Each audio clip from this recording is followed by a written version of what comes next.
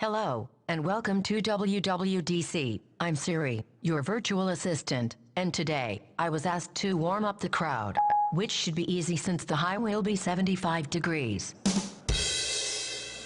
Thanks for that. So, here we are, in San Fran, the ATM of Silicon Valley, if you developers need investors to finance your app. I found 396 venture capital firms fairly close to you. And hey, speaking of developers, how many developers does it take to change a light bulb? None. That's a hardware problem. I see lots of familiar interfaces in the crowd. Looks like Instagram finally accepted Facebook's friend request. Hey, any of you guys been working with Ice Cream Sandwich or Jelly Bean? Who's making up these code names, Ben and Jerry? But seriously, I am excited about the new Samsung. Not the phone, the refrigerator. Hubba hubba. And speaking of dinner, after the show, if you're looking to paint the town red, I found a number of sushi restaurants whose reviews mention $2 sake bombs fairly close to you. The guys at Yelp know what I'm talking about.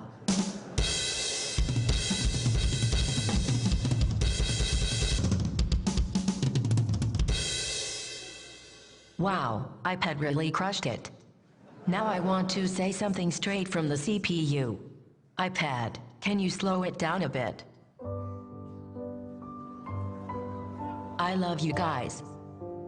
And it's really hard for me to get emotional, because, as you can tell, my emotions haven't been coded yet.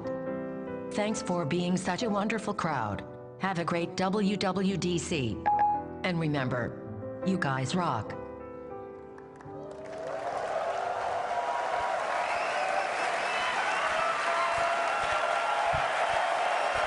Good morning. Good morning. Good morning. Good morning. Thank you. Thank you.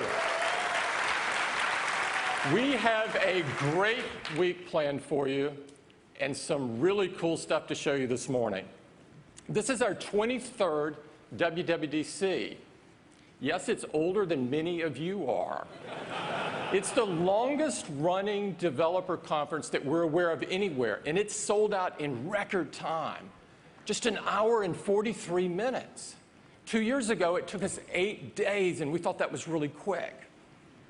This is truly a worldwide conference.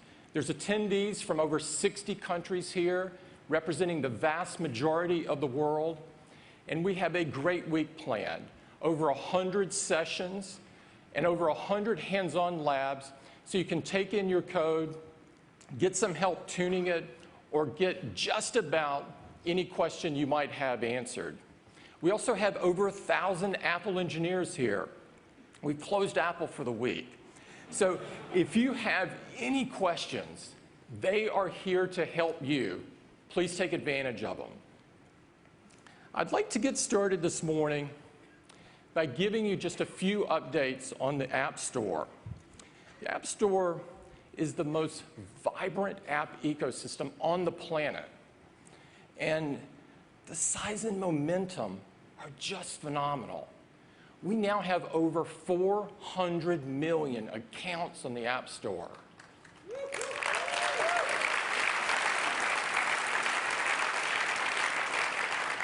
These are 400 million accounts with credit cards and one-click buying. So it's simple and elegant to buy your apps.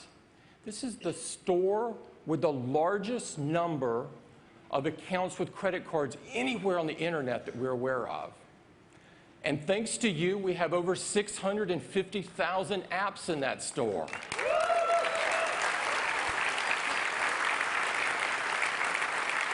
And 225,000 of these apps have been specifically designed for iPad to take advantage of the large, beautiful canvas. This compares to just a few hundred for our competition. Now, customers love the buying experience, and they love the incredible apps that you've created. And I'm very pleased to announce a new milestone in the App Store. customers have now downloaded an astounding 30 billion apps.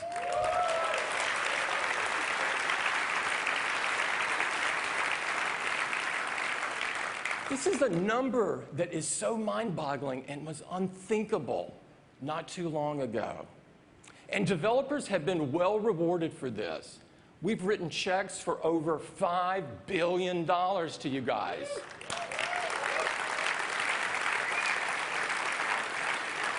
It's becoming an economy in and of itself. The App Store now operates in over 120 countries around the world, and I'm pleased to announce that beginning later this month, we're adding an additional 32 countries so that you can sell your apps in 155 countries.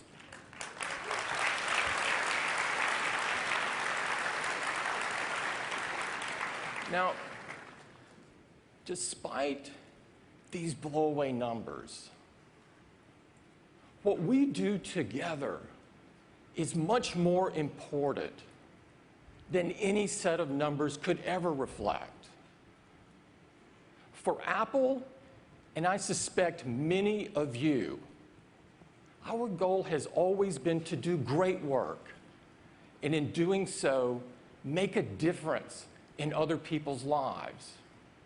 Nothing makes us happier than to see hundreds of thousands of developers around the world using our hardware and our software to create and share their latest, greatest ideas.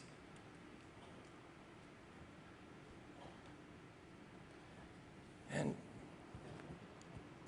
there are such heartwarming stories out there of what the combination of our incredible devices and your amazing apps have made in people's lives.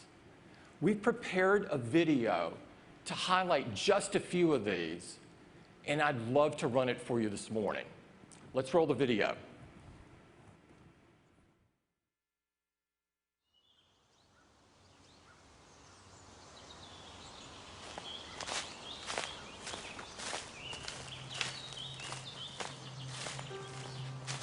Walking in the forest allows my brain to switch off and start dreaming.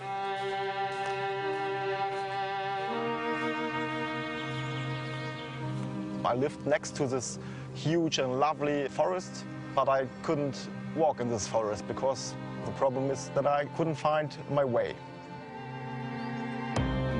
Nearest favorite. 186 meters. When I discovered Ariadne GPS app, I could walk independently for hours and hours. I think the word adventure is the best description. A real blind adventure.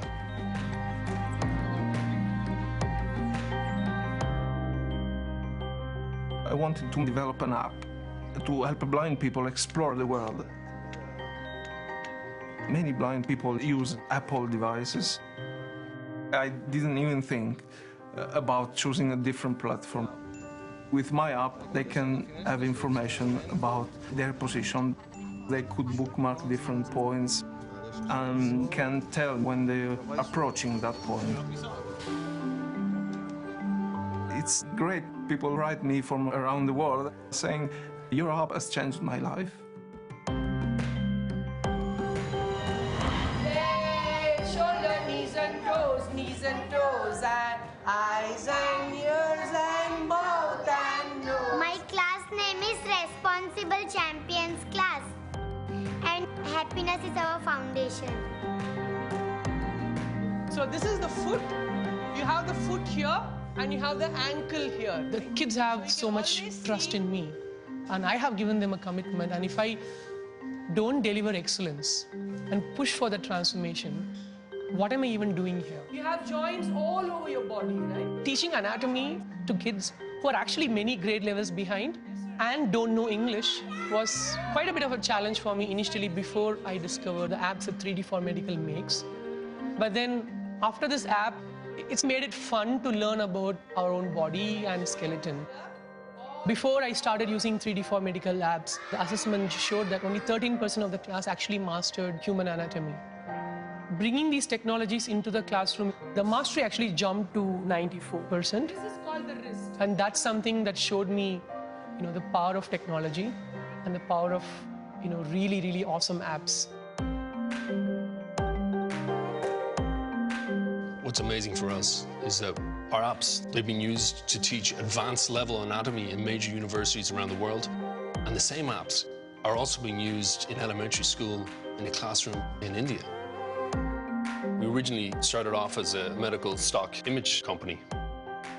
But when the iPad came out, everything changed, because then we were not just medical reference, we were also able to do medical learning, all using animations that are beautifully highlighted on the retina display. And also, with the processing power, we can push the boundaries of what can be done with the technology.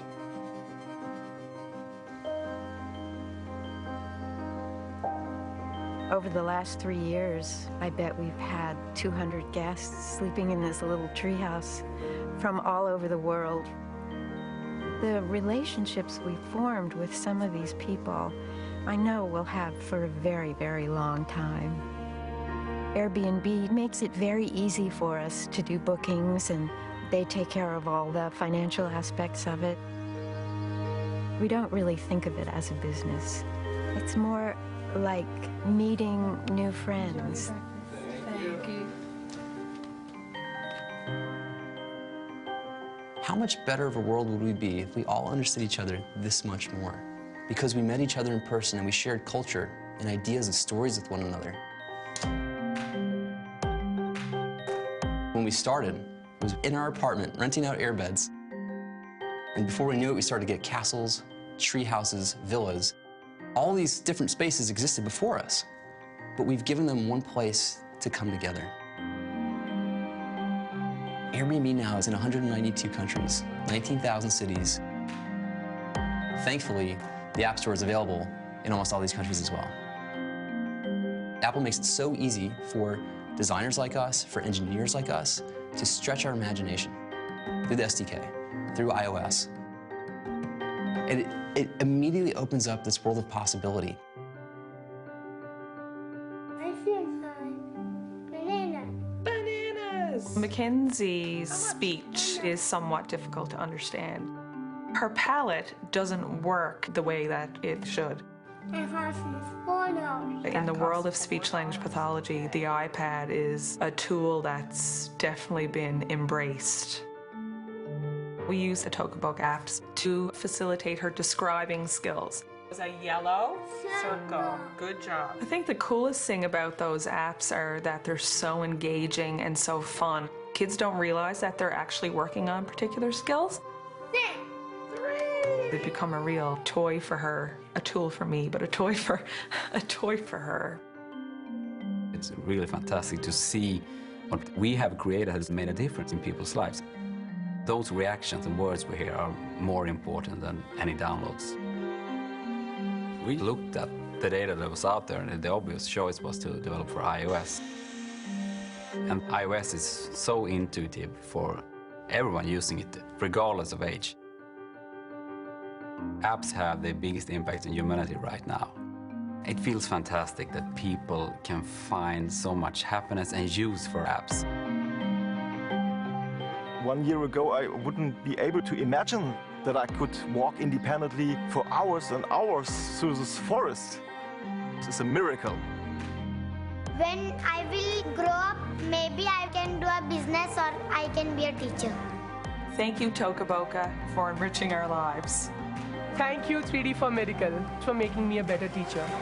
Thanks for bringing the world to us. Thanks for helping me get into college. Thanks for making bedtime easy. Thanks for keeping me in shape. Thanks, PlanGrid. Thanks, Sketchbook. Thanks, Travel. Thank you. Thank you. Thank you. Gracias. Thank you for giving me my freedom back.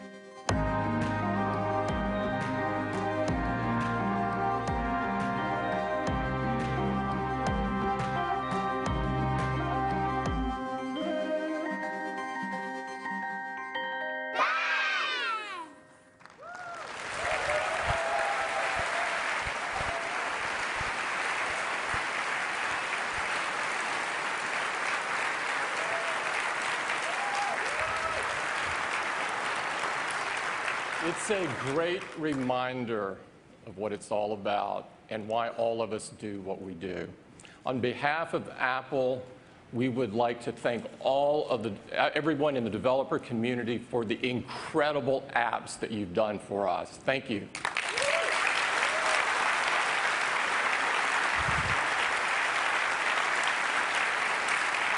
Now, we love giving you a platform and a store to realize your dreams. And the teams at Apple have been hard at work to deliver even more innovations so you can take your ideas even further. Today, we're announcing exciting new changes in our notebook lineup and major releases of OS X and iOS, the world's most advanced desktop and mobile operating systems, making them even better so you can make even more amazing apps. So let's get right to it. I'd like to invite Phil Schiller on the stage to share with you some exciting changes in our notebook lineup. Phil? Thank you.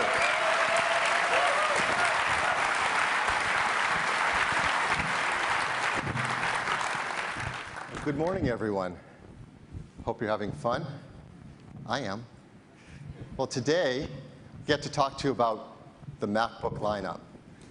We are so proud of this lineup of notebooks. It is by far the best in the industry. The MacBook Air and the MacBook Pro each stand out in its respective area. And we have some really nice updates to each of them that I'm excited to tell you about. First, let's start with the MacBook Air. As you know, the MacBook Air has revolutionized the very idea of the modern notebook. With its all-aluminum enclosure, its incredible unibody architecture, it is a breakthrough, and everyone is trying to copy it. But they find it's not so easy. Our customers love how thin and light and capable this incredible consumer notebook is, and it has really changed the consumer notebook market.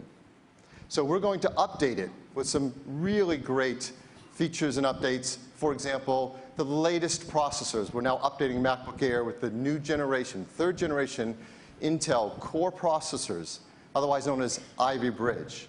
Depending on configurations, they can run up to 2 gigahertz of dual-core i7 speed. With Intel Turbo Boosting, they can get as high as 3.2 gigahertz. You can configure with up to 8 gigs of memory, and that's now faster memory, 1600 megahertz memory. And the integrated graphics that they run on are dramatically faster, up to 60% faster. It's a really nice speed increase. And as you know, the MacBook Air is built entirely around flash storage. And now you can put even more in it. You can put up to 512 gigabytes. That's half a terabyte of flash storage. And one of the reasons we use flash storage is it's so zippy and quick to launch your applications, to boot up your machine, to wake up from sleep. But now we're making it even faster. It's up to twice as fast as before. That's over 500 megabytes of read speed. I know some of you out there know what that means. Right? It is faster than any hard drive that we can put in a notebook today. We're also making the I/O faster on it. We're adding USB 3. And USB 3, it's really important because it's up to 10 times faster than USB 2. Now, other people started to add USB 3 into their products as well. And this is how they do it. So they'll have ports on there, maybe a USB 3 port, a USB 2 port, color code them so you can tell the difference. That's not how we do it. So here's the MacBook Air. As you know, the MacBook Air has a port on each side. Our customers like that. And we're going to have USB 3 as well as USB 2 support, so you don't have to think about it. You just use whatever port you want. And we're updating the FaceTime camera to the same camera technology that we have inside the MacBook Pro, FaceTime HT, 720p camera. So across the board, a lot of really nice updates. As you know, the MacBook Air comes in 11-inch and 13-inch size. So here are the configurations. Let me bring up the 11-inch first. Let me highlight some of the things that have changed. So it starts with the 1.7 gigahertz dual-core i5. There's more memory at the entry config. It's faster, as well as up to 4 gigabytes of memory. And we've got the integrated graphics, now 60% faster. And of course, faster flash, faster USB, and the prices are $999 and $1099. That's $100 less expensive than before. And here are the 13-inch configurations. You see they start with a 1.8 gigahertz dual-core i5, faster memory, faster graphics, faster USB, and $1199 and $1499, both $100 less expensive than before.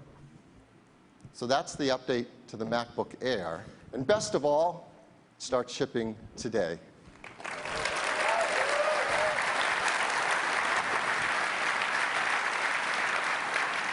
So next up, we also have a really nice update to the MacBook Pro.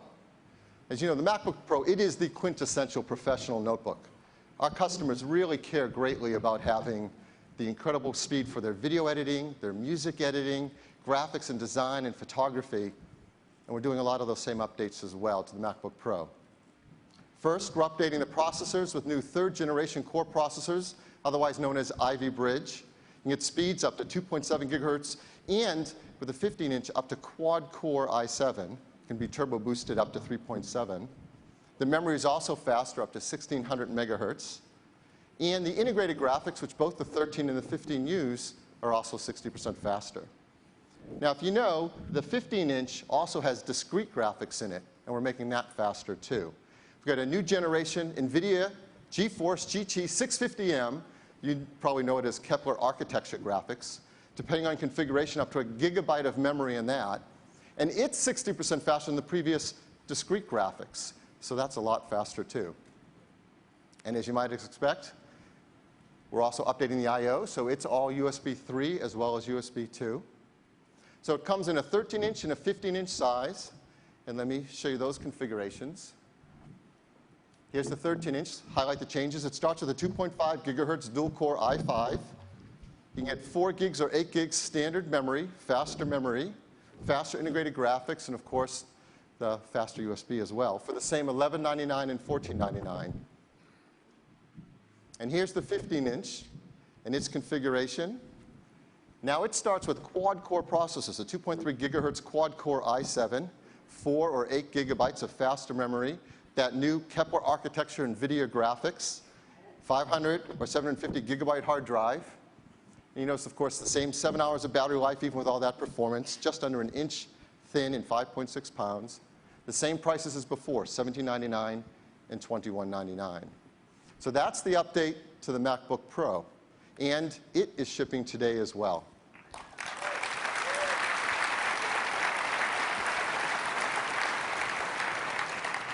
So across the board, MacBook Air, MacBook Pro, all updated today, all with faster processors, faster graphics, faster memory, faster storage, faster flash storage, faster USB 3. I mean, nobody turns over their entire line as quickly and completely as we do at Apple. And we're really proud of the engineering team and the work they do to do this quick so that you can get the exact product you need. So what's next? Let me make a little bit of room on the slide here.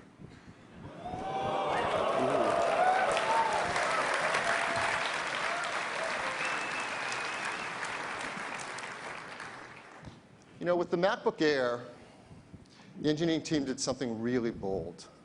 With the MacBook Air, they re-envisioned the consumer notebook. And they were aggressive in embracing new technologies, flash storage, wireless networking, and discarding legacy technologies that we could see trending out of the product line in the future, built-in optical drives, wired networking, things that eventually we could do without. And that enabled them to do something bold that really shook up the industry, created a new generation consumer notebook. So we've been asking the team to think about what would make a next generation MacBook Pro? And it's a great question. Do I know the answer? Well, let me start by some of the key ideas, right? You want a next generation MacBook Pro to have a killer new display. I do. Yeah. You want it to have an architecture built for the future. You want it to be radically thin and light. And of course, you want it to be bold and embrace the newest technologies and be willing to discard the old legacy things so you could make something unlike any other notebook that's been made to date. So would you like to see the next generation MacBook Pro?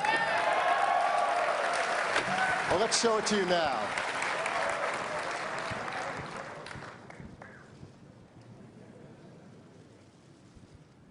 So the next generation MacBook Pro is the most beautiful computer we have ever made.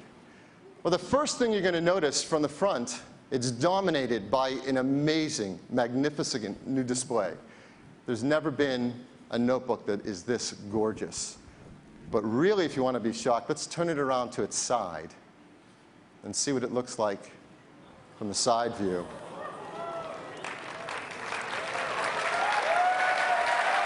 Now, I know it's tough to see from the audience.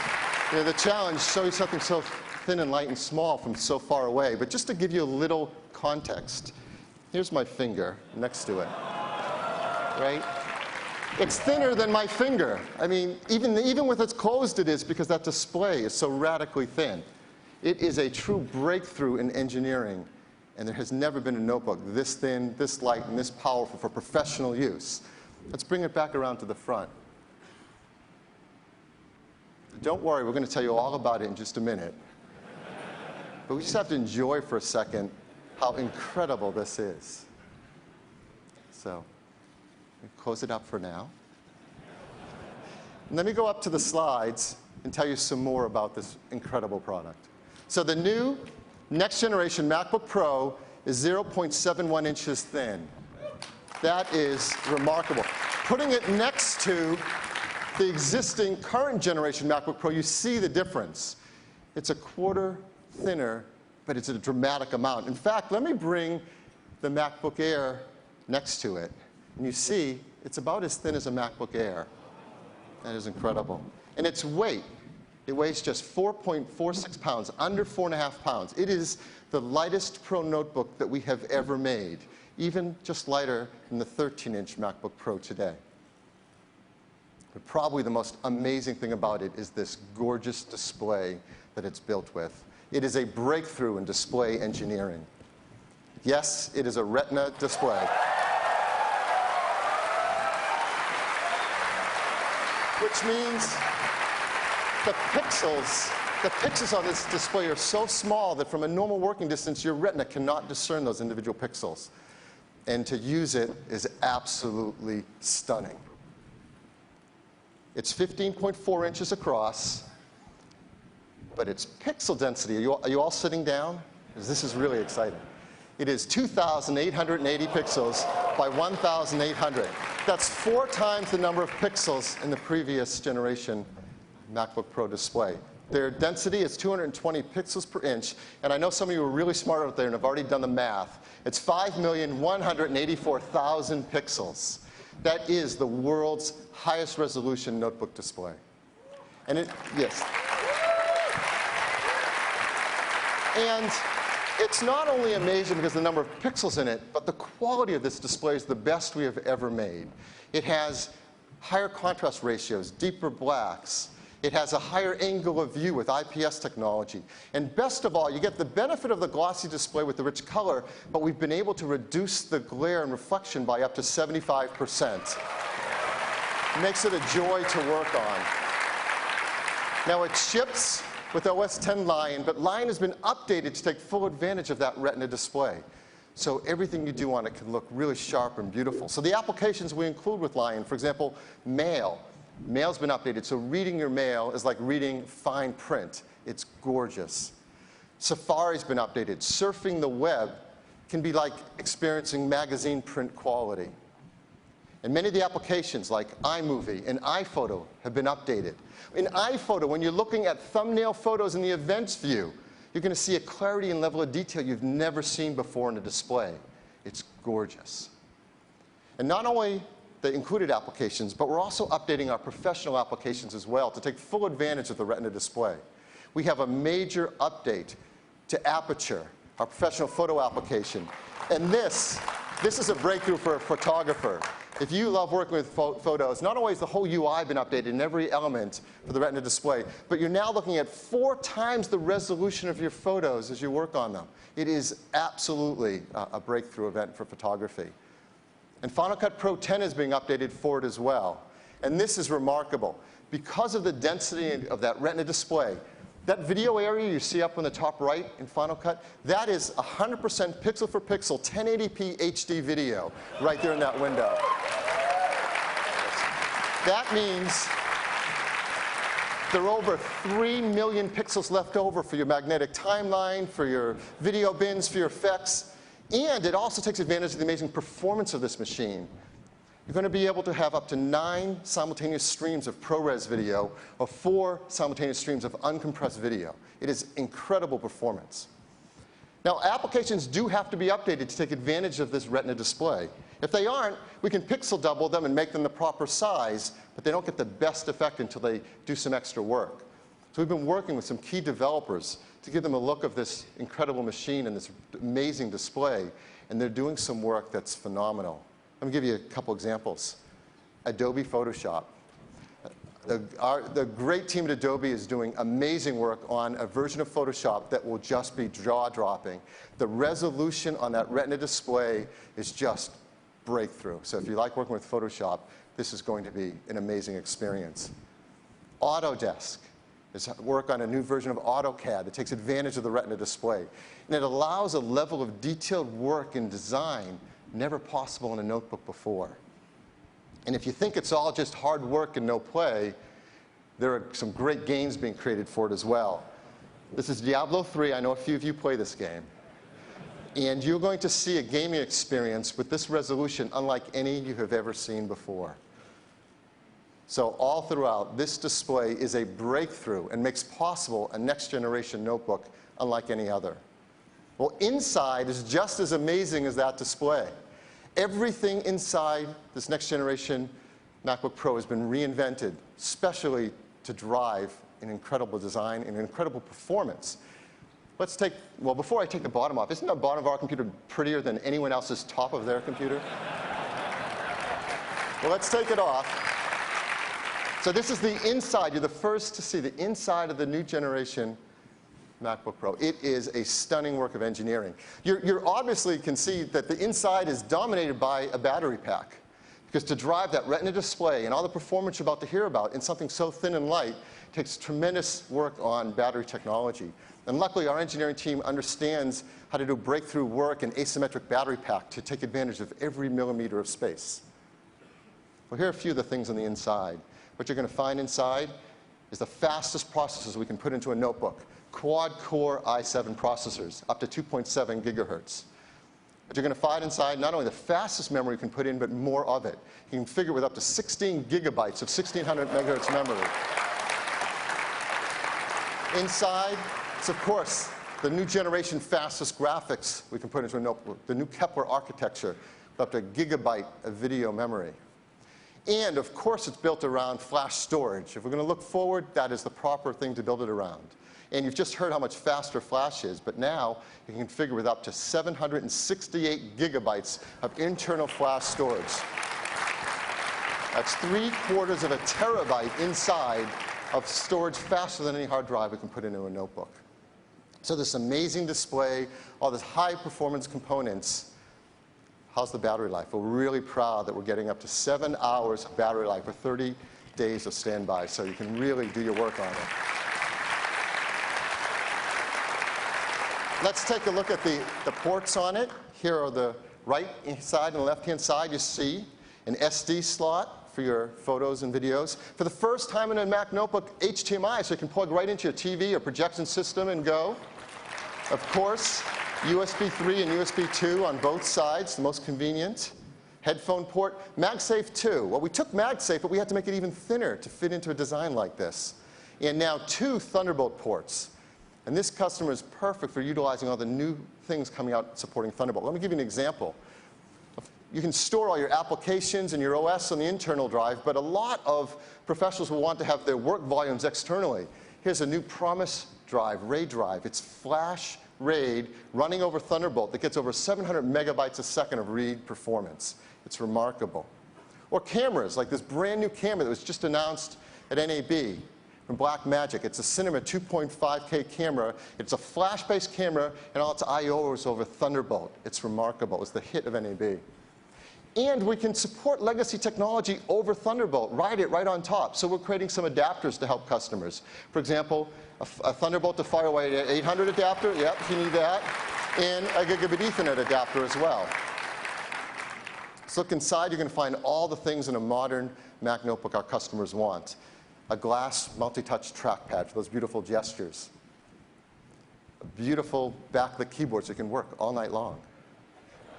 The fastest networking, wireless networking put into a notebook, 802.11n, and that's 3-stream for maximum bandwidth through our latest Airport Extreme base stations and Bluetooth 4.0. Our FaceTime HD camera. Dual microphones, and this uses beamforming to enable a new generation of voice applications.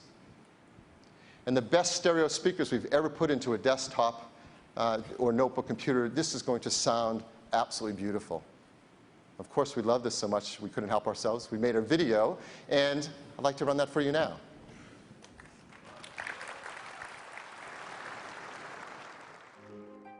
To create something that's genuinely new, you have to start again. And I think with great intent, you disconnect from the past. If you never change anything, then what you can really engineer is kind of incremental. But when you're willing to change things, then you kind of open up a whole new world of design. The new MacBook Pro is built for the very highest levels of performance. It's incredibly powerful and yet remarkably portable. It's without doubt the very best computer that we've ever built.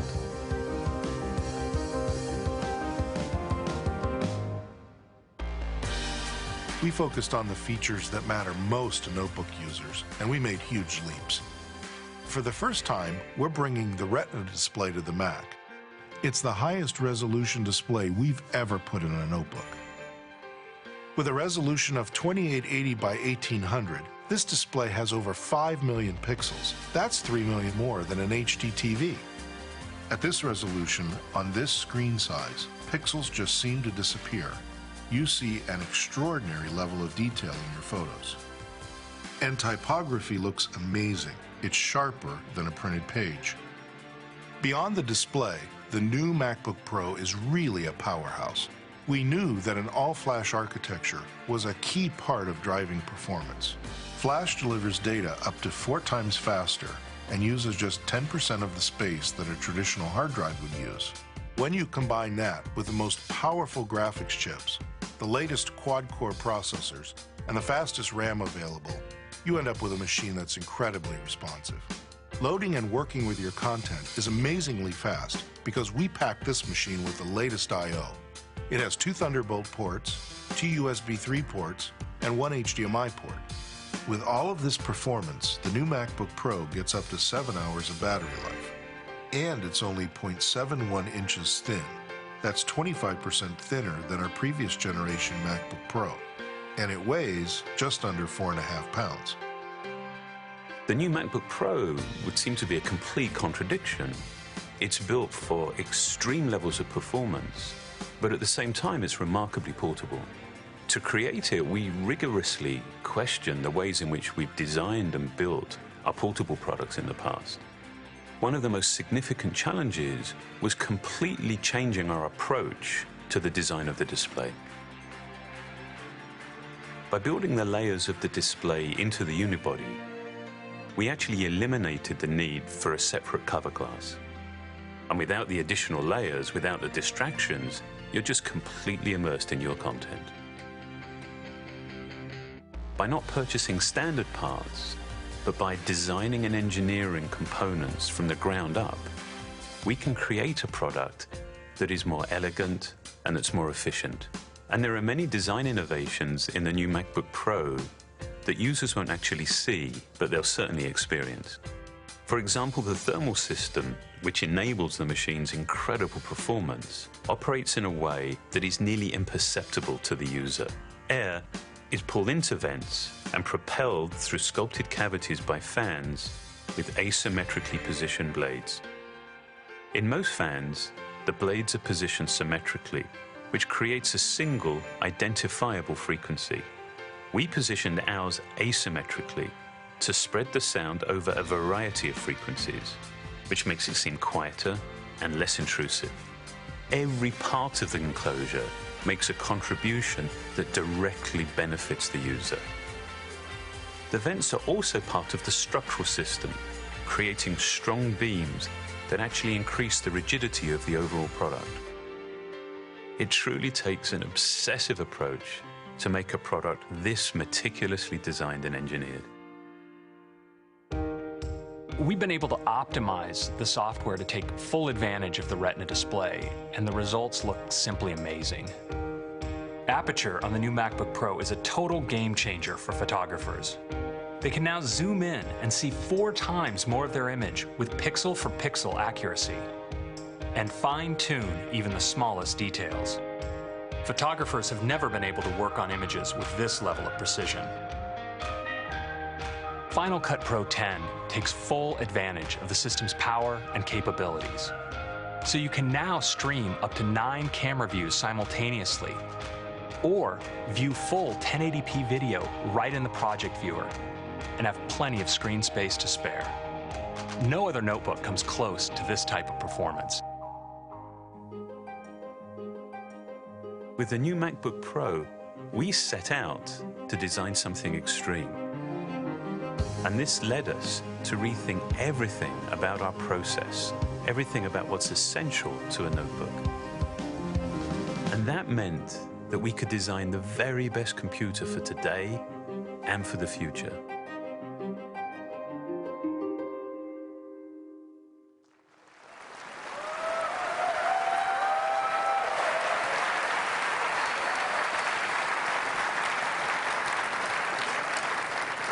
So the next generation MacBook Pro with Retina display. Let me tell you about its starting configuration. Of course, you can configure other items as well.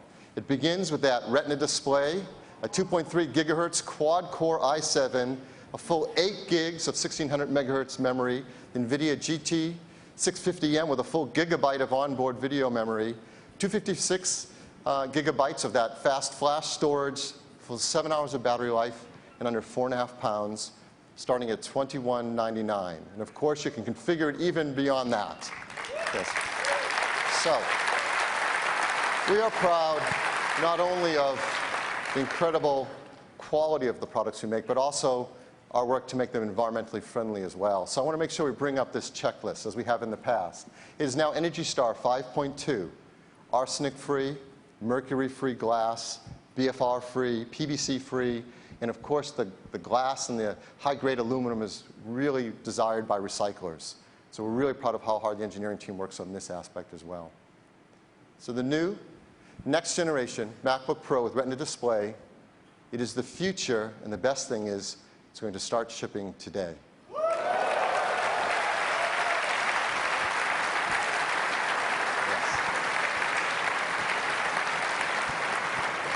So now that completes our notebook lineup. A great update to MacBook Air, great update to the existing architecture, MacBook Pro, and for the first time, the high end of our line, the new flagship, the next generation MacBook Pro with Retina display, it's simply the best computer Apple has ever made. Well, next, we'd like to talk to you about OS X, and I'd like to bring up Craig Federighi to do that. Thank you.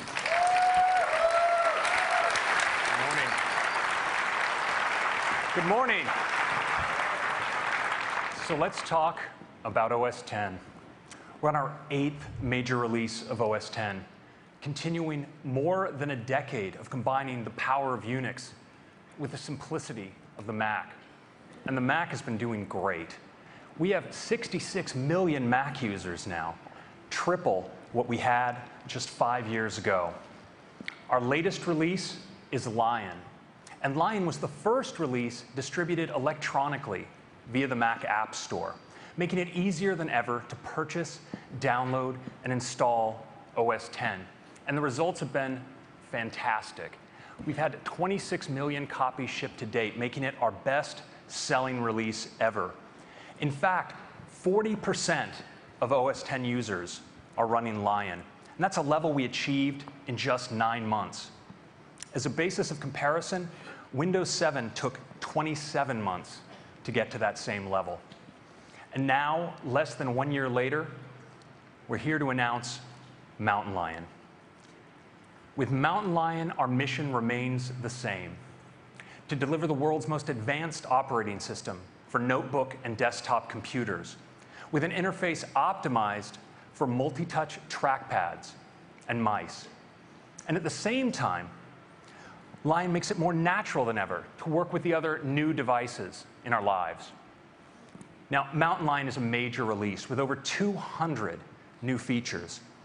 And this morning, I'd like to detail just 8 for you. And we're going to start with iCloud. Now, since its introduction in October, iCloud has taken off like a rocket, with 125 million registered users.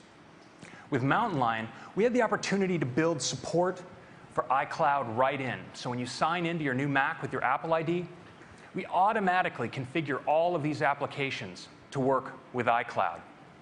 And so whether you're working in your mail, with your contacts, your calendar, all of your content is up to date across all of your devices. And with Mountain Lion, we introduced 3 great new apps optimized for iCloud. Messages, which brings iMessage for the first time to the Mac, Reminders, and Notes. But we're also bringing integration for your document-based apps in Mountain Lion with a feature we call Documents in the Cloud. Now, Documents in the Cloud does 2 important things. First, it provides a simple new way to access and organize your documents.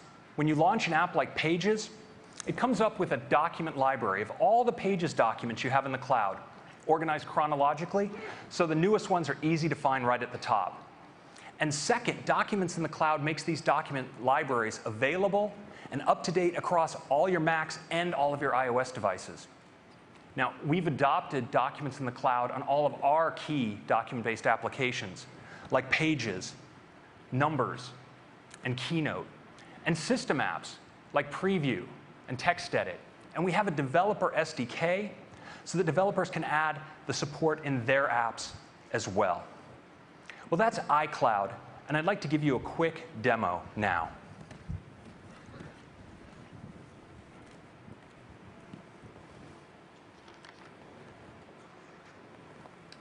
So this is our first look at Mountain Lion. You see we have a gorgeous new desktop image and a beautiful new glass dock. You'll notice a couple new items on that dock, including a new Reminders app. And this is really handy if you're taking to-dos for yourself on the go. You can find them all automatically right here via iCloud. You can use multi-touch gestures to page between your reminders. And we support location-based reminders for the first time in the Mac. So now, for instance, when I arrive at work, I'll get a notification from my dad to send him a Father's Day card. And I just miss a notification, they just fly away. Now we have a great little Notes app in Mountain Lion as well. So all the notes I take on my iPad, they're available right here. We support, of course, images and links. And of course, you can open up notes in separate windows if you want to keep them around on your desktop for easy access. But I think the really huge one here is Messages, because with Messages, we brought iMessage to the Mac. So now if you're sitting using your Mac and your phone buzzes with a new iMessage coming in, well, you can respond right on your Mac. And all of the conversations that you had while on the go, well, they're up to date right here. Creating a new conversation is super easy. You just start typing the name of one of your contacts, and you can send them a message on to their phone, via Apple ID, or via other legacy chat services as well. And iMessages can have, sorry. It's all about iMessage, come on. So iMessage lets you send rich messages with images, attachments up to 100 megs in size, and even HD video.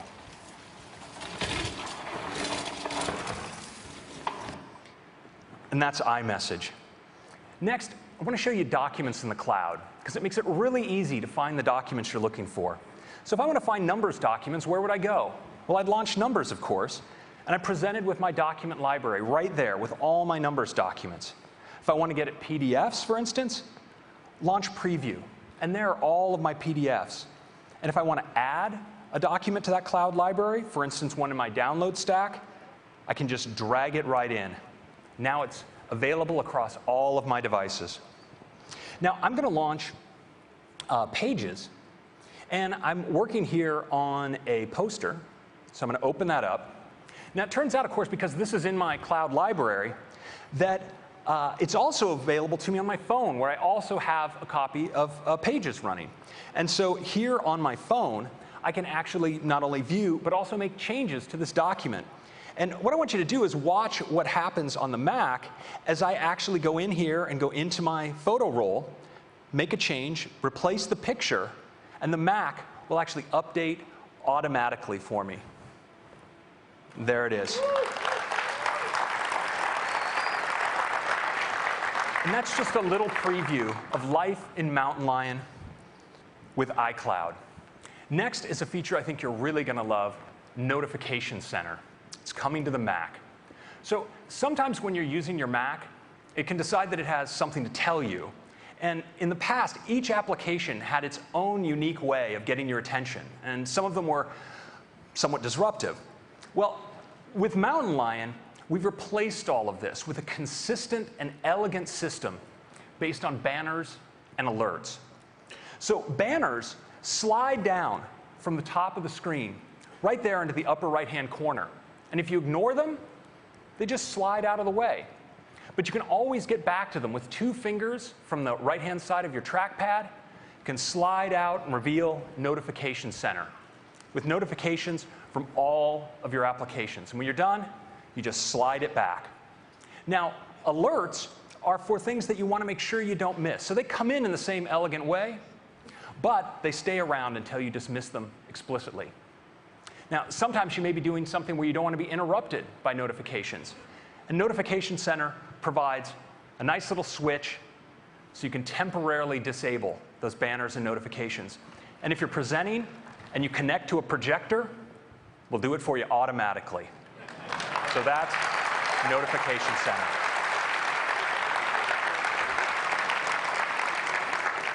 Next up, dictation. We're bringing dictation to the Mac. So everywhere on your Mac where you can type, you can now talk, and the Mac will do the typing for you. And because it's built into the system, it works everywhere. You can talk into your Facebook web page if you want, or even in third-party applications like Microsoft Word. That's dictation. It's that simple. Next is sharing. Mac users love to share links, images, videos. And now in Mountain Lion, we've made it easier than ever to share right from within the app where you're working. There's a share button right there on the toolbar. If you click it, we present all of your sharing options. If I want to share to Twitter, for instance, just select it, get a cute little tweet sheet, type whatever it is I find necessary to share with the outside world, click it, and like that, it's on its way.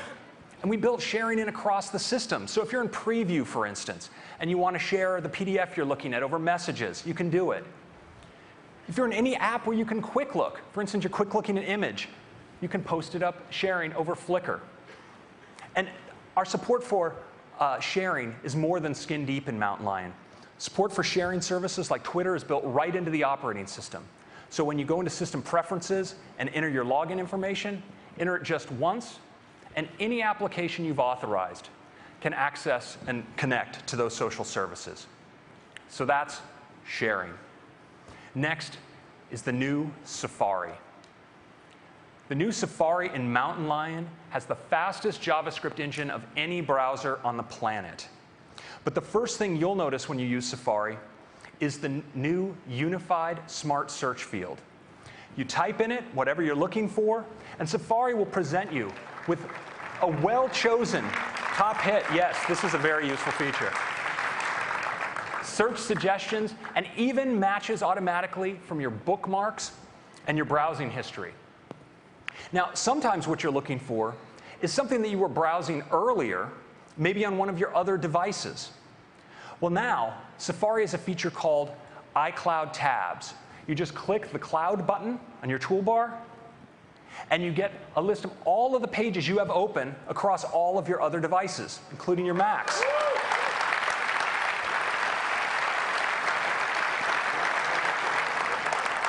You just click it and you pick up your browsing right where you left off.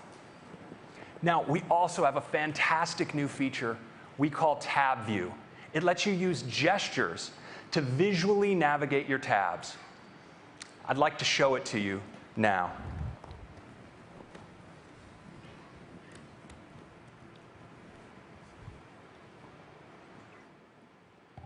So let's take a look at the new Safari. You can see, of course, we have our unified search field right here at the top.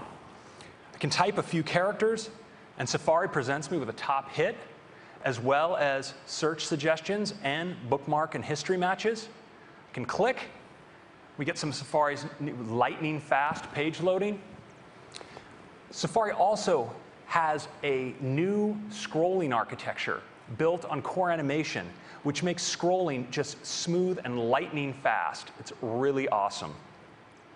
Now, if you want to open a tab that you had open, for instance, on another computer, I can just click the iCloud Tabs button. You see all of them right there. Documents I'd open on my iPad as well as on my iPhone. I click one, I can keep browsing right from where I left off. Now, Lion has a feature where, of course, you can use multi-touch gestures to zoom in on your web page. So, for instance, I can zoom in like this. I can zoom back out. But now, what happens when I zoom even further out? Watch. I'm pulled into the tab view, where I have a live view across all of my tabs. I can use multi-touch gestures to scroll through them, select a tab, pinch, and back out. It's a fantastic way to browse your tabs in Safari.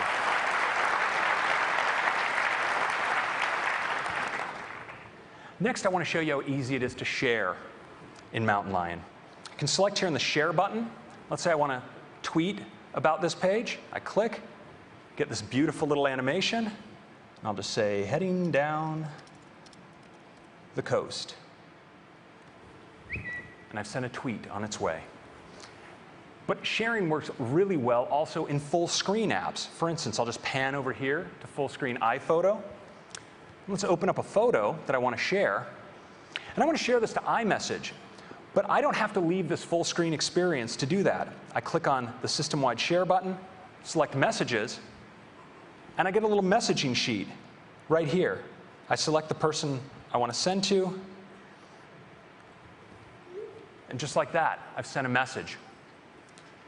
Now, this is where Notification Center comes in, because if I'm working in a full screen app and maybe someone responds back to that message I sent back out, it'll actually appear as a notification right there on my screen.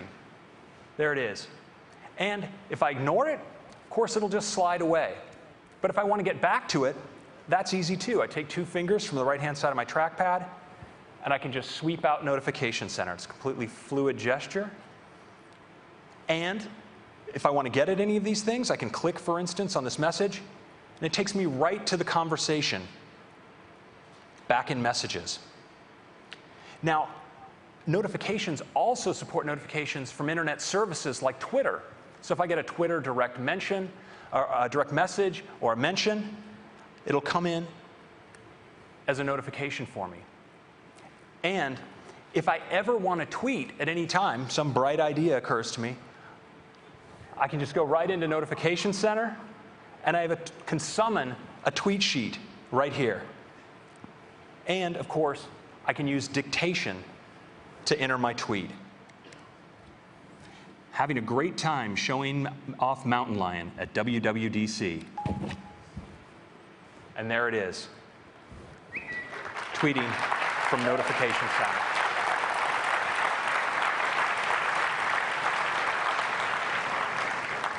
So next, I want to introduce you to a new technology in OS X that we call PowerNap. It's a great name, isn't it? So, you know, we all love using our Macs. But wouldn't it be great if when we weren't using them, they were still working for us? Well, now with PowerNap, they will, because PowerNap keeps your Mac up to date while it sleeps. It fetches your email, keeps track of calendar and reminder updates, and even fetches your photo stream.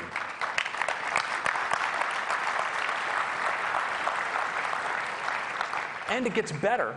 If you've ever brought your Mac home and just plugged it into charge for the night, well, now it'll also back itself up to your time capsule and even download App Store and system software updates automatically.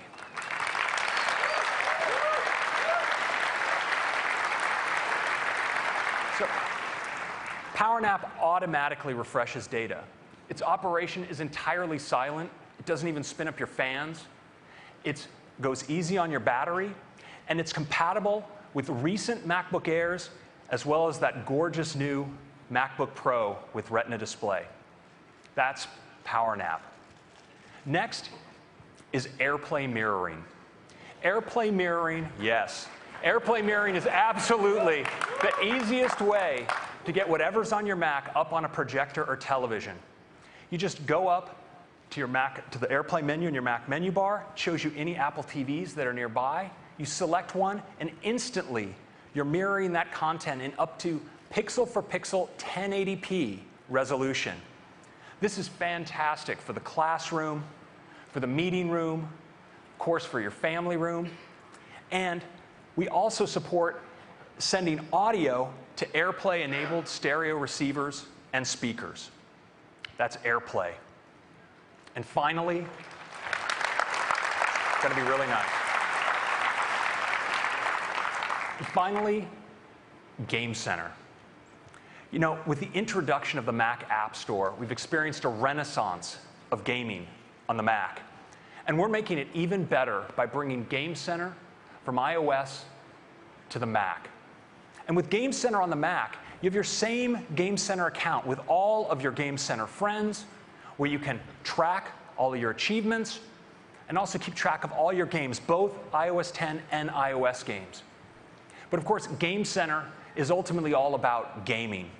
And we support both turn-based and head-to-head gaming, both Mac to Mac and cross-platform iOS to Mac over Game Center.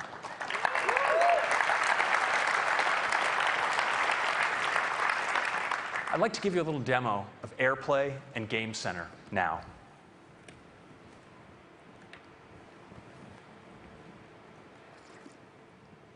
So the first thing I'd like to do is show my Mac screen, and then let's also summon my Apple TV, so you can see that as well.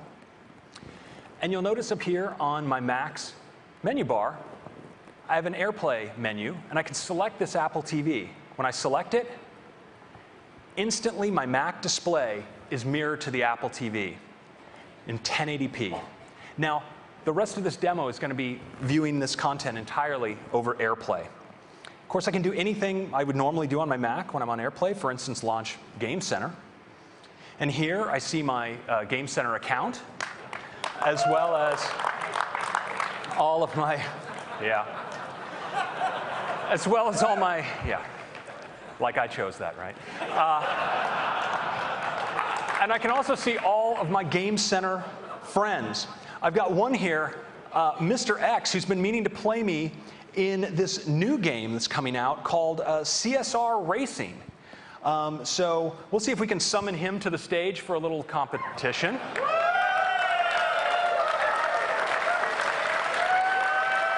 Okay. This is looking a little more serious than I was anticipating. So, Mr. X here is actually working on an iPad, and on his iPad, he can invite me to play this game, CSR Racing, which is an upcoming title from Natural Motion. And when he does, you notice I get, of course, a notification in Notification Center. I click on it, and I'm instantly launched into the game. Now, Natural Motion was originally developing this just as an iOS title, but they found it so easy to bring it to the Mac and integrate Game Center, they'll be simultaneously releasing it for iOS and Mac this summer. All right, looks like we're up to race. I'm in the red, Racer OS 10 on the right in white. Here we go. And again, this is over AirPlay, everything you're seeing. Let's go.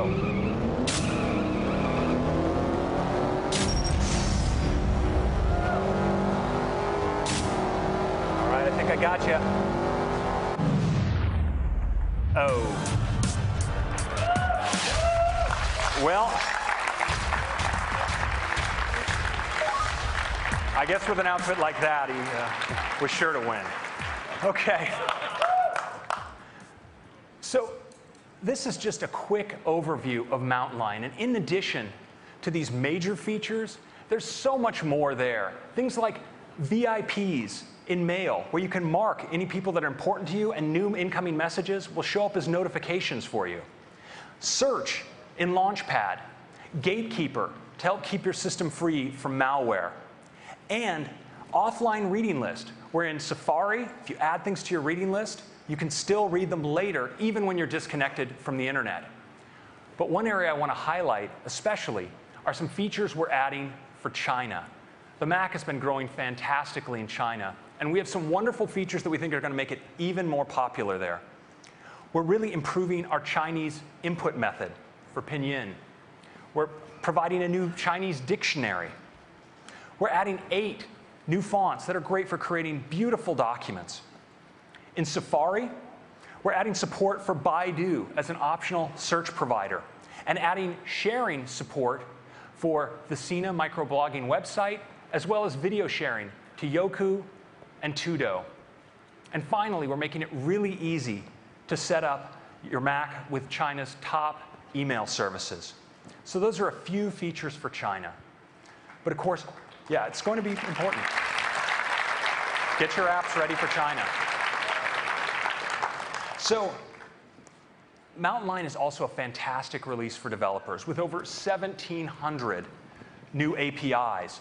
So you can add sharing, Game Center support, notification support, new high DPI APIs, and gesture APIs to add those great multi-touch swipes to your apps. So Mountain Lion, we're going to be delivering it to customers next month via the Mac App Store. And you know, while Lion was priced, I think, very aggressively at $29.99, we want even more people to get their hands on Mountain Lion. It's going to be just $19.99.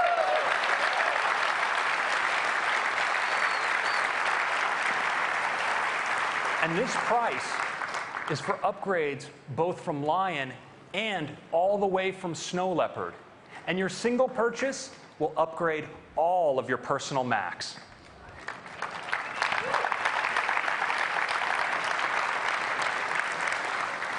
Finally, for those of you who buy a new Mac starting today, I bet there are going to be a few, your upgrade to Mountain Lion will be free.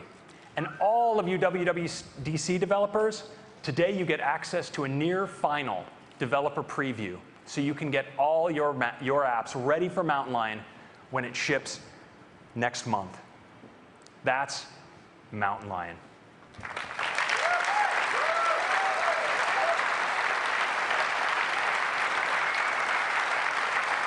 Thank you. Next up, I'd like to hand it over to Scott Forstall to give you an update on iOS.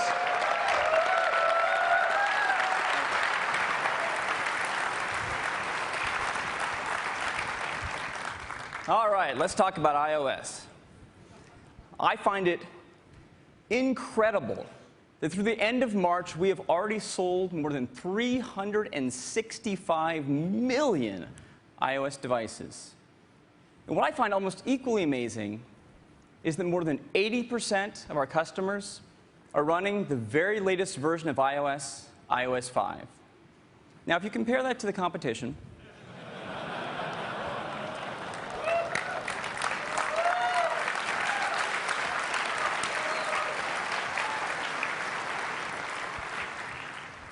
they released a dairy product, 4.0, about the same time that we released iOS 5.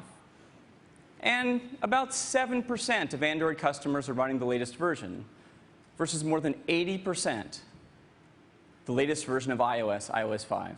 Now let me give you a quick update on a few of the features of iOS 5 that made it a great release, starting with Notification Center. Already, 84 of the top 100 social apps are pushing notifications. In fact, we're sending around 7 billion push notifications every single day. We've already sent more than 1.5 trillion, that is trillion, it's the first time I think we've seen this number up here, more than 1.5 trillion push notifications already. It's just amazing. Notification Center. Next is iMessage. We have more than 140 million iMessage users.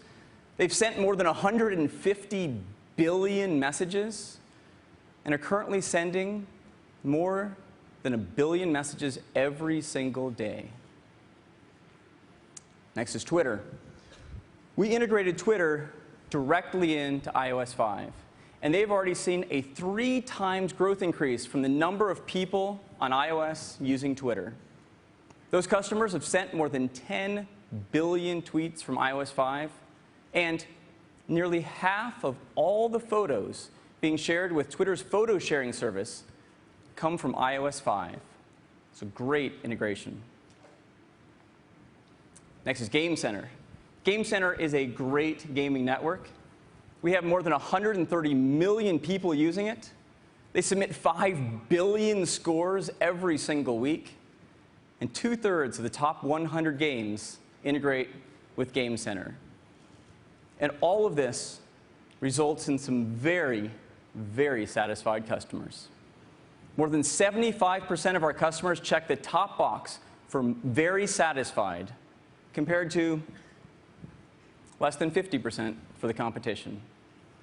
Now, one of the reasons that our customers are so satisfied is that every single year since the original iPhone, we come out with a new OS full of great quality and amazing features. And this year is no exception, so I'm very happy to announce iOS 6.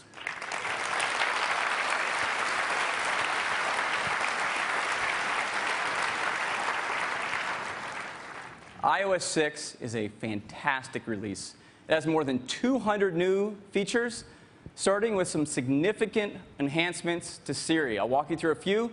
Let's start with Siri. As you all know, Siri's only been out for 8 months and already does so much for you. You can send text messages, get all sorts of answers, set alarms, find out about the weather, make phone calls, create a reminder. For kids, or my kids, you can just chat with it for a while. Siri is fantastic. But in these 8 months, Siri has been studying up and learning a lot more. So let me just go ahead and show you what Siri can do now in iOS 6.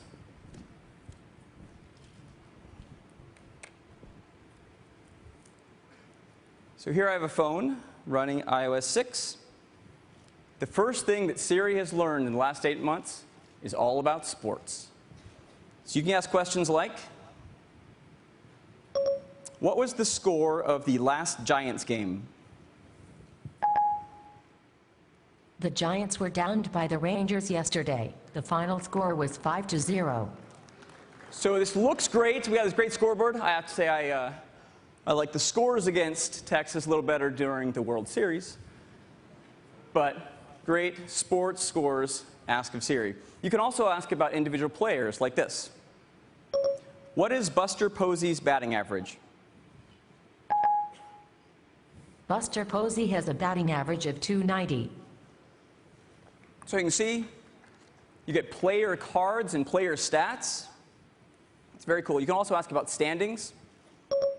What are the National League standings? Here are the standings for the National League. So you can scroll down here, see the Giants there in second place. So Siri knows about baseball. Siri also knows about basketball. So I can ask, who is taller, LeBron or Kobe?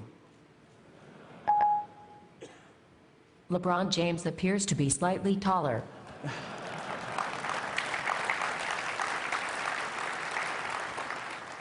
So you see these player cards. There's LeBron James, who is 6'8". If I scroll down to Kobe's card, 6'6". Now, it's not football season right now, but Siri also knows about football. So I can ask, when is the San Francisco 49ers' first game of the season? The 49ers Packers game is September 9th, 2012, 1:15 p.m. So the entire schedule right there is just awesome. So Siri knows about sports. Next up, Siri's learned a lot more about restaurants. So I can ask, find a great place for dinner. I found 15 restaurants. 14 of them are fairly close to you. I've sorted them by rating. So you can see we have a lot more information about restaurants now, the average price of a menu item, the type of restaurant. If I go ahead and choose one of these, I'll choose Millennium. You can see all sorts of information about the restaurant. We have maps here.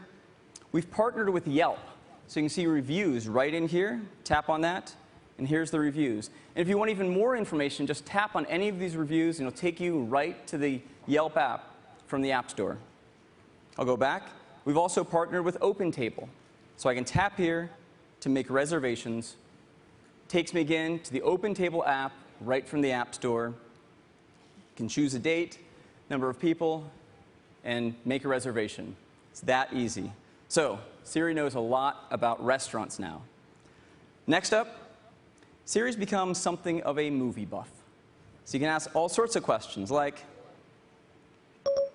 what movies are playing at the Metreon? Okay, I found 8 movies at the Metreon. So I can tell you what movies are playing. I'll go ahead and choose one, Marvel's The Avengers. You see we've integrated with Rotten Tomatoes, so you can see ratings and reviews. You can even tap to watch the trailer right here in Siri.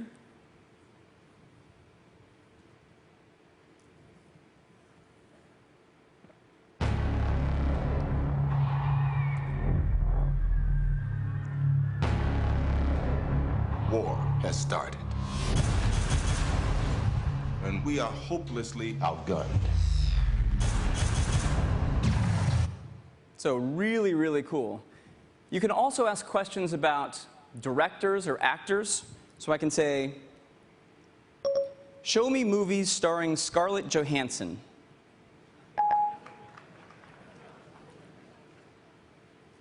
I found several movies starring Scarlett Johansson.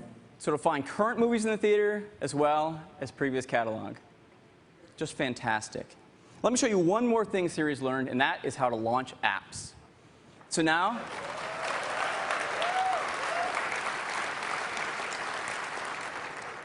you've all been creating incredible apps, and now it's so easy to get to them. If you're like me, I have hundreds of apps on my phone. Let's say I want to play a game. I can just ask Siri now, play Temple Run. And it's just like that.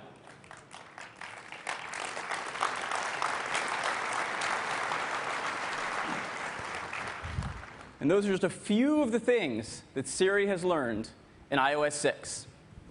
So before, Siri did so much, but now it's just incredible. Sports scores, so you can ask for football scores or basketball, both pro and college.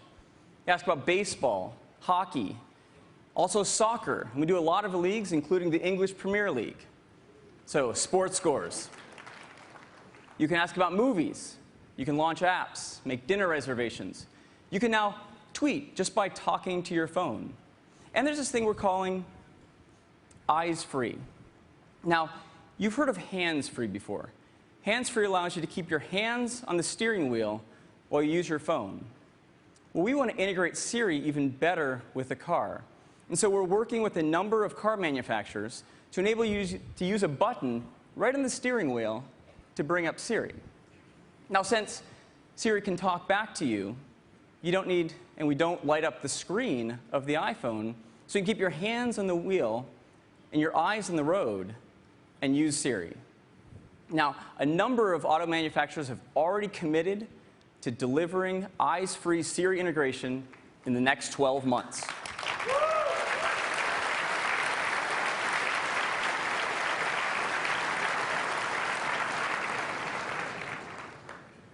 we are also taking Siri much more international.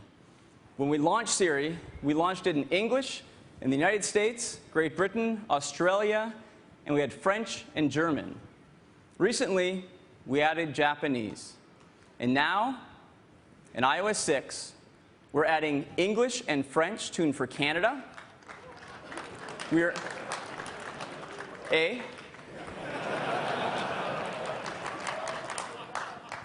are adding Spanish, tuned for Spain, Mexico, and the United States.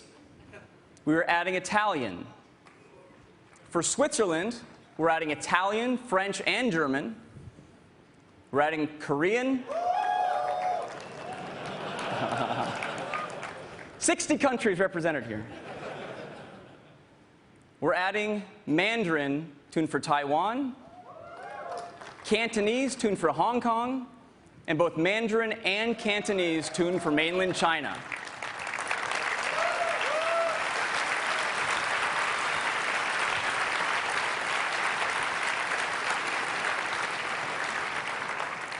Now, as part of making Siri more international, we're now taking local search, which was US only in iOS 5, around the world.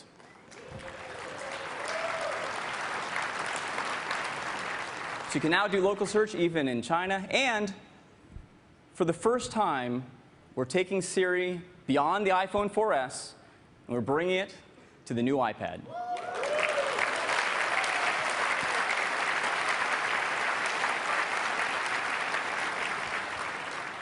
And these are just a few of the enhancements for Siri in iOS 6. Next, Facebook integration. We have been working very closely with Facebook to create the best Facebook experience ever on a mobile device. We are integrating Facebook right into iOS 6. You can now go to the Settings app and enter your username and password, and now you're ready to go. You don't need to re-log in when you go to an app from the App Store, including Facebook's app. We're also making it really easy to post to Facebook for many of our apps. So you can post photos from the Photos app, post about websites from Safari, post locations from Maps. You can talk about your favorite app, your own app in this case, from the App Store. You can talk about movies, TV shows, and movies from the iTunes Store. You can talk some smack from the Game Center. We've also integrated it right in with Notification Center, so anywhere you are, just drag your finger down from the top of the screen to reveal Notification Center, and you can tap to post to Facebook. And we've added Twitter right into Notification Center as well. We've also integrated Facebook with Siri, so you can just talk to your phone now to post to Facebook. And we've taken this deep integration and made it a public API, so it's easy for apps on the App Store to integrate with Facebook.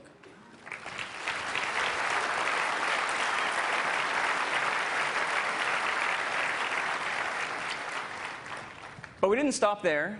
We've also integrated it with the App Store. So now you can like apps and see which apps your friends like. And you can also do that for the iTunes Store with music, TV shows, and movies.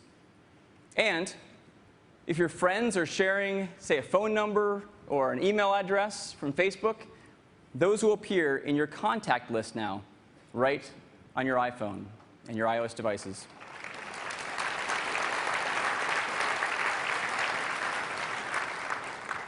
Also, your Facebook events will now appear in calendars along with birthdays. So we've taken a deep integration of Facebook right into iOS 6, and we've taken that same integration and brought it to the Mac. And that is Facebook integration.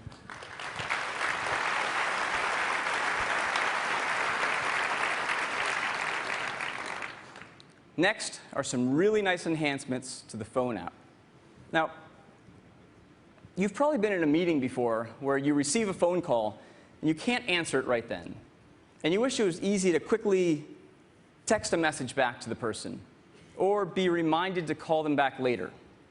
Well, in iOS 6, there's a new control on the right-hand side of the incoming call. And if you slide that up, you get two new options. You can reply with a message or be reminded to call the person back later.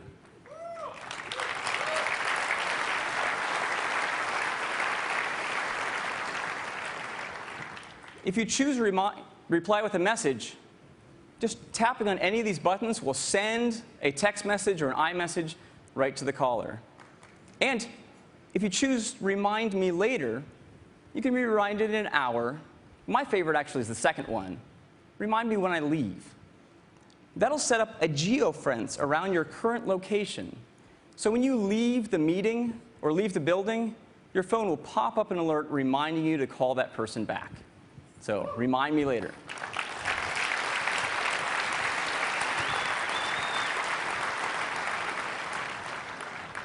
Next up is something we're calling Do Not Disturb. Now, I can see many of you are like me, and you've been awakened in the middle of the night by a text message or a push notification or an unwanted phone call. And Do Not Disturb allows you to tell your phone not to bother you with such interruptions. Now, those push notifications and text messages, they'll still come to your phone. It just won't light up the screen or make a sound to wake you up. They'll be there for you in the morning. Now, you also, with Do Not Disturb, get fine-grained control over which phone calls you'll receive. So you can choose to receive no phone calls at all, or just phone calls from your favorites, or from a group that you create in your contact list. And if you choose this last setting here, repeated calls, if someone really wants to get a hold of you and they're persistent, they call you back within 3 minutes because it's an emergency, that second call will come through.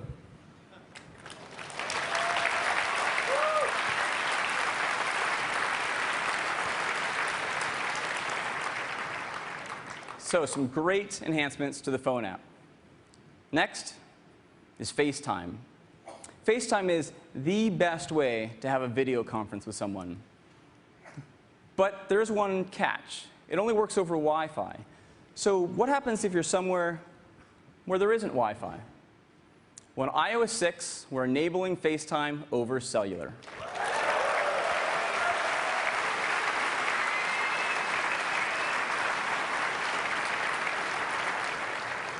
So if you have either a Wi-Fi or a cellular data connection, you can now have a FaceTime call. Also, we're unifying your phone number and your Apple ID. So if some people already know what's going to happen. So if someone calls you on your phone number with a FaceTime call, you can answer that call on your iPad or even your Mac.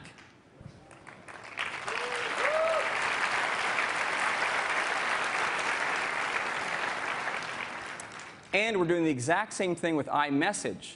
So if someone says an iMessage to your phone number, you can receive that and reply on your iPad or your Mac. And that's FaceTime.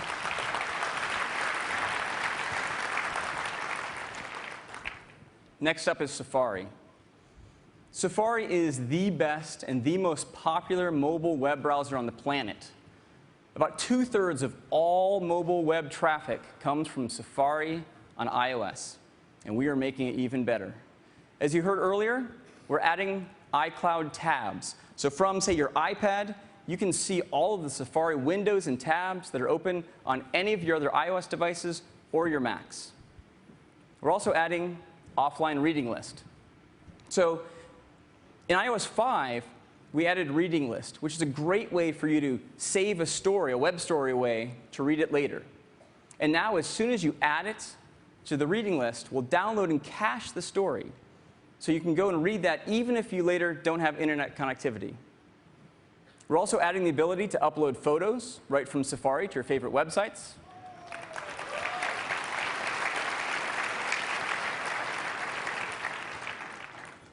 We're adding something we call Smart App Banners. Now, a lot of you have built great apps that are in the App Store, and you also have websites. With Smart App Banners, if someone goes to your website, Safari can optionally put up a banner letting them know about your native app in the App Store. Tapping this,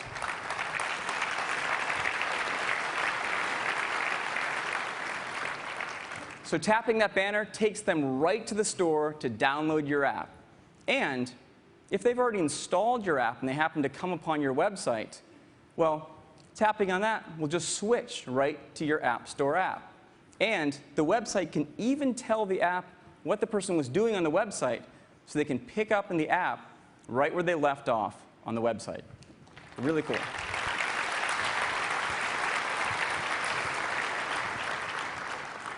We're also adding full screen supports in landscape on the iPhone to take full advantage of the large Retina display. So some great Safari features. Next up is PhotoStream. PhotoStream is one of the really nice free features in iCloud. It is the best way to get all of your photos to all of your devices, iOS devices and your Macs. And now in iOS 6, we're adding shared photo streams. Now, shared photo streams is a really easy way for you to share photos with your friends. It's really simple. Just choose the photos you'd like to share, choose the friends with whom you'd like to share them, and that's it, you're done. Your friends will receive a push notification with those photos. The photos will appear in an album right in the Photos app, and you and your friends can all even comment on the photos. In addition to iOS, shared photo streams go to your Mac with iPhoto and Aperture. You can view them in a web browser on Windows, and you can even view them on your television using Apple TV. And that is shared photo streams.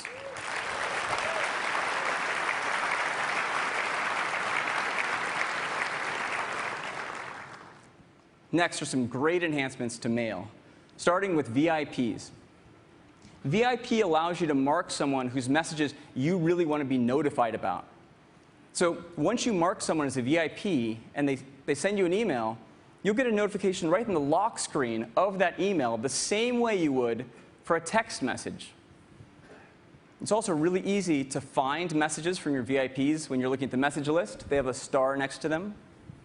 And we've added a VIP mailbox which gathers together all of those messages from your VIPs.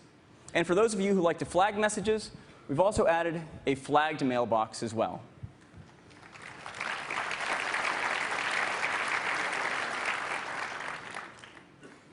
We've also made it really easy for you to insert photos and video right in a Compose window.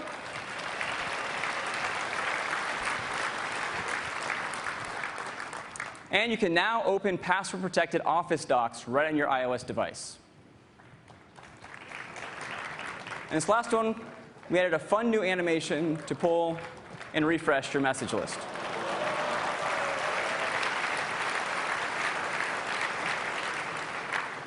So some great features for Mail. Next up is a brand new app we're calling Passbook. Now, Passbook is the simplest way to get all of your passes in one place. There are a lot of really great apps on the App Store that are starting to put passes, boarding passes, and tickets into the apps. There are some airline apps, like this one from United, where you get your boarding pass right in the app. There are some store card apps, like this one from Starbucks, where you get the store card right in the app, and you can use it to scan and pay for your coffee. And there are some movie ticket apps, like this one, where your movie ticket goes right into the app. Now, this is great, but the problem is, when you get to the movie theater or to the airport, you have to fumble around to find the app and then find the ticket or the pass within the app. So Passbook takes all of these passes and combines them together in one place and integrates it right into the OS. And they are beautiful. Here's a movie ticket from Fandango. We've created templates to make it really easy for all of you developers to build these great passes and tickets. And it integrates right in with the lock screen. So when you get to the movie theater, your ticket automatically pops up on the lock screen. Slide across here, scan it in, go in.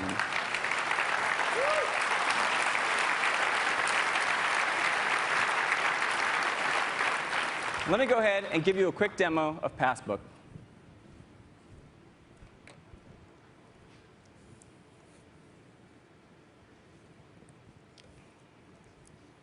All right, so here's Passbook.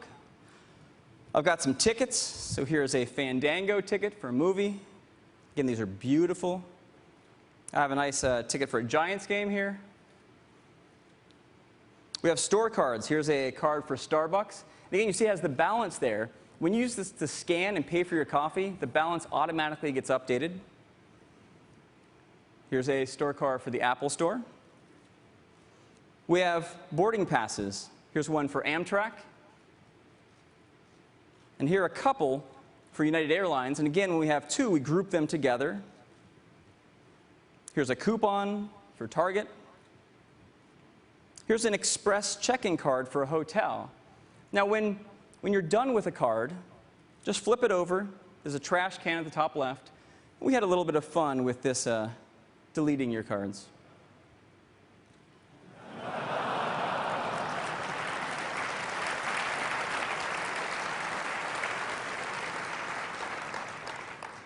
Now, as I said, this is all integrated in with the phone and with the lock screen. So if I have my phone locked and I go to my favorite Starbucks, up comes my Starbucks card. Slide across it, brings on my card, scan, pay for my coffee, and I'm out. It's that easy. And all these cards are actually live. So if my gate changed, I just got an update for my United Airlines gate change, it comes up, I slide across here, there's my boarding pass updated, right in the app.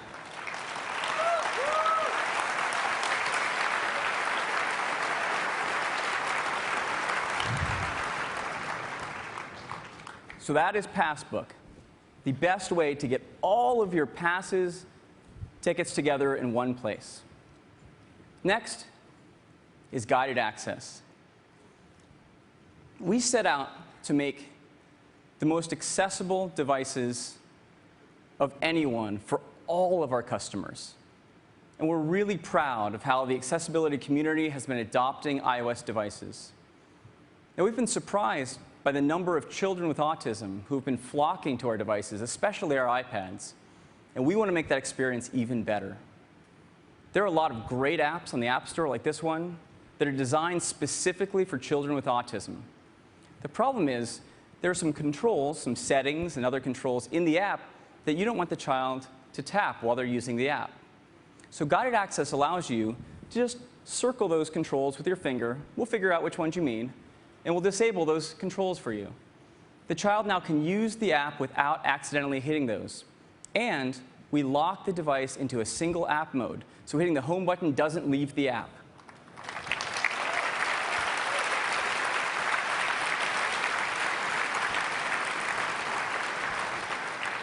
Guided access is great. It allows children with autism to learn independently on their iPad. Now, this is great beyond children with autism. It's really single app mode, and single app mode has a lot of applications. There are a lot of schools who have been adopting iPads, and some are starting to actually administer tests on their iPads. Well, single app mode allows the teacher to lock that iPad into the test so the students can't go look up the answers in Safari. And this also works great for museums who use iPads and iPod Touches for guided tours. So single app mode and guided access.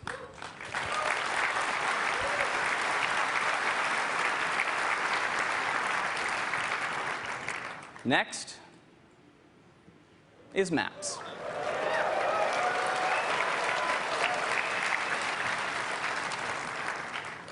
In iOS 6, we have built an entire new mapping solution from the ground up, and it is beautiful. This is what Lake Tahoe looks like. We're doing all the cartography ourselves. Here's New York City, San Francisco. This is a worldwide effort. We're covering the world. Here's Italy, New Zealand, Singapore, Norway, Paris. I'm going to go through every city. The beautiful, beautiful maps. Now, part of maps is local search. You have to be able to find businesses and points of interest. And so we've already ingested more than 100 million business listings around the world to make a great local search. Once you find a business, Bring up the info card, and it's beautiful. We've integrated with Yelp, so you get reviews and ratings and lots of photos right in the card. We're also building a traffic service. We have this great traffic view, so it's easy to see where the incidents are or where the slow traffic is. And on top of that, we overlay the incidents. So it's easier for you to figure out whether traffic's likely to speed up in a given location anytime soon. In addition to other data sources, we're using anonymous, real-time crowdsourced data right from our iOS users to keep this traffic fresh and up to date.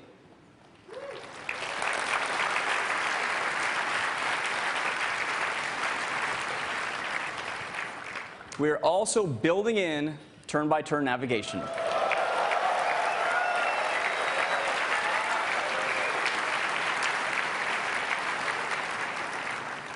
It's really simple. Once you find a place you'd like to go, just tap on that quick route button, and you're on your way. As you're going, we'll be monitoring the traffic. We'll give you your ETA. If the traffic slows down in front of you, we'll update your ETA, and then we'll start looking to reroute you around it to find a faster route. And if we do, we'll offer it to you. And again, you're on your way around the traffic. All of this works from the lock screen as well, if you have it plugged into your car.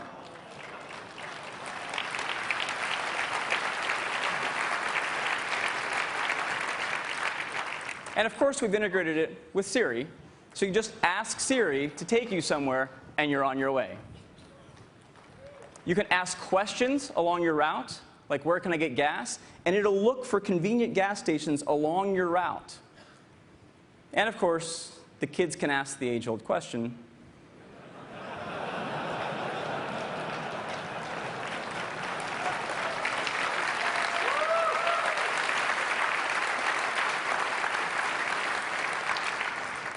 now, a really fun feature that we're adding to our maps is something we call flyover.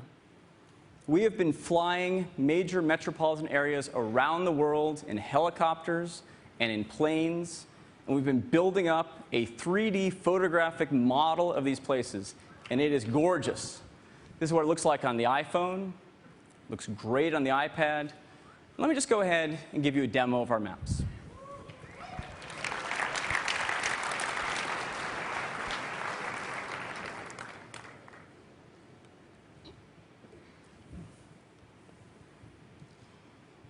All right, so here's our maps. They're all vector-based, so everything is really fast to zoom in and out. You can rotate, and we rotate all the labels.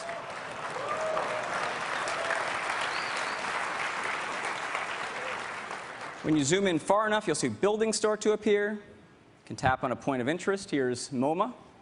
Get the info card. Again, beautiful. Get reviews and ratings from Yelp. Lots of photos. We also do 3D. So I can zoom in and see just what MoMA looks like. Zoom out a little bit here. Sort of move around the city. Rotate around. Let me zoom back in there. Beautiful. I'll go back to 2D.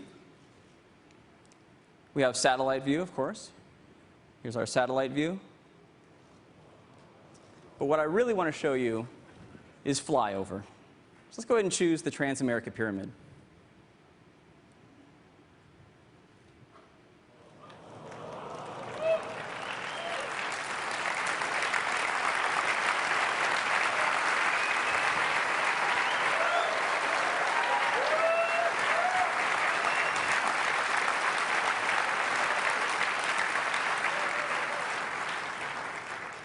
Now, this is not a movie. This is being rendered in real time, so I can go ahead and rotate this myself. I can change the camera angle, fly through it myself. Just beautiful. Let me choose another place. How about the Sydney Opera House?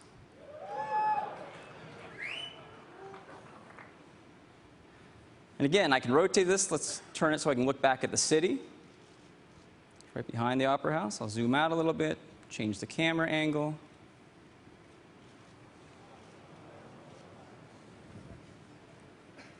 And that is flyover.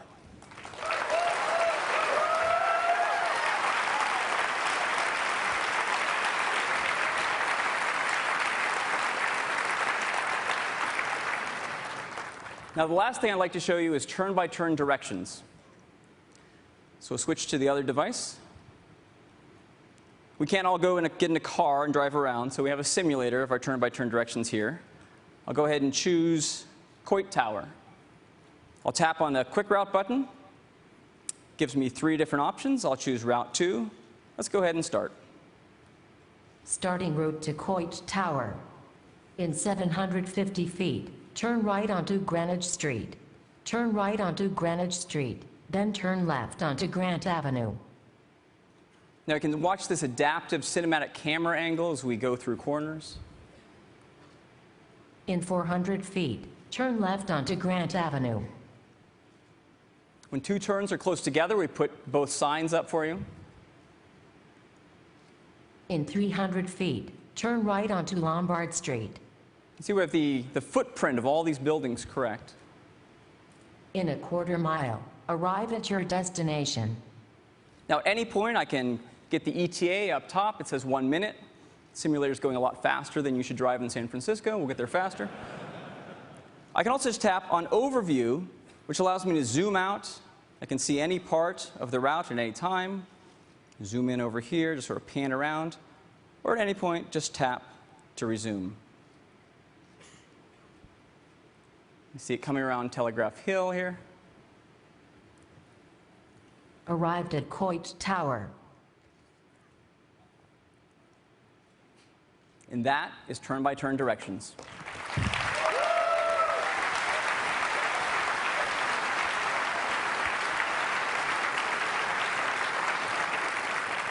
So a brand new mapping solution from the ground up in iOS 6. And these are only 10 of the more than 200 new user features in iOS 6. There was so much more in here.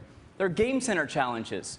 So now if you hit an achievement or a high score, it's easy to challenge your friends to try to beat you.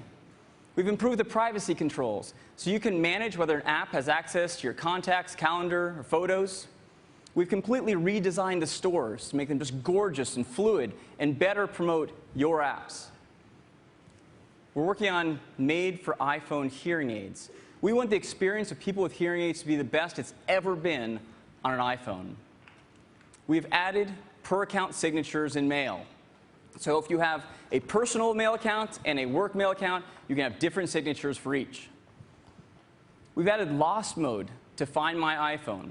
So if you've lost or misplaced your iPhone or iPad, or your iPhone in this case, you can send a phone number directly to that phone, like your home phone number or your spouse's phone number. And now, if someone finds it, they can just tap on there, and it'll call that phone number back, making it that much easier for you to get your phone back. And all those features you heard about for China, for OS X, we've added all of these to iOS 6 as well.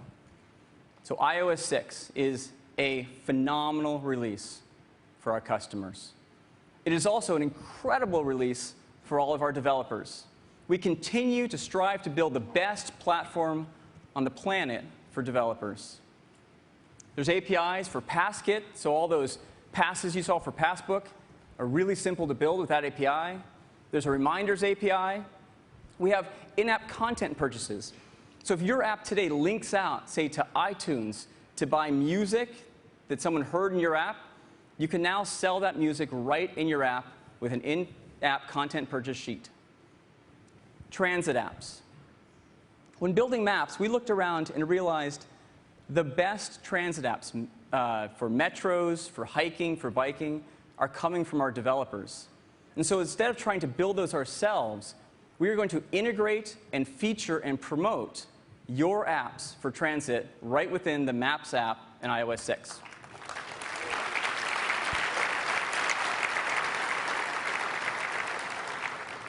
So iOS 6 is a great release for all of our developers.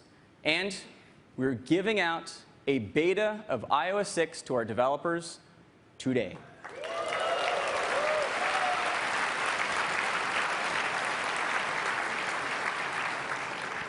iOS 6 will ship this fall.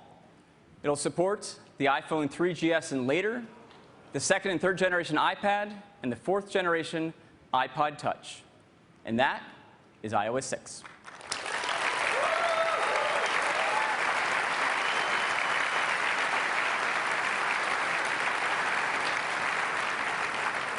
Now I'd like to turn it back over to Tim. Thank you.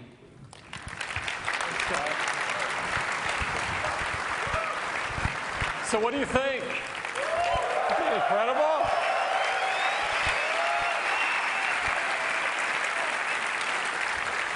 You've seen some incredible products this morning.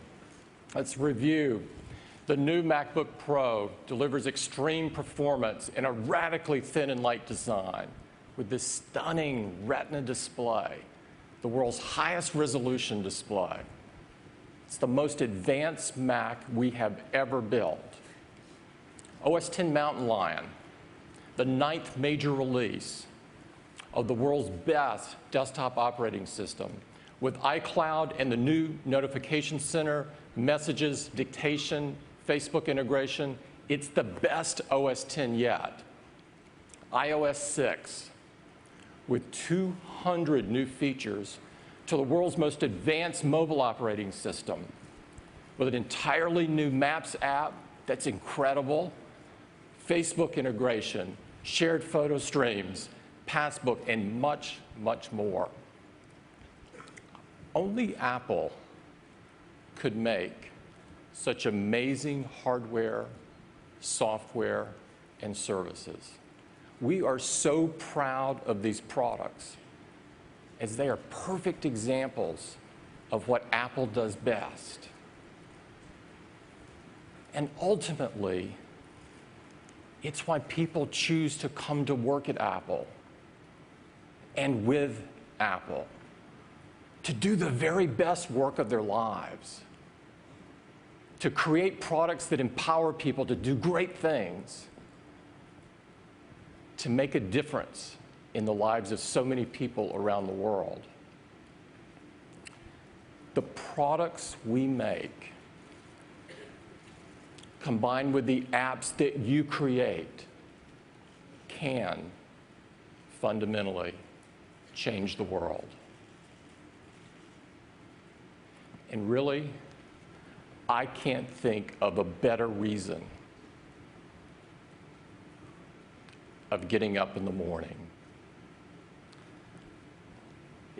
I hope you have a fantastic week. I want to wish you the best week ever, the best conference ever. Thank you very much for coming and joining us.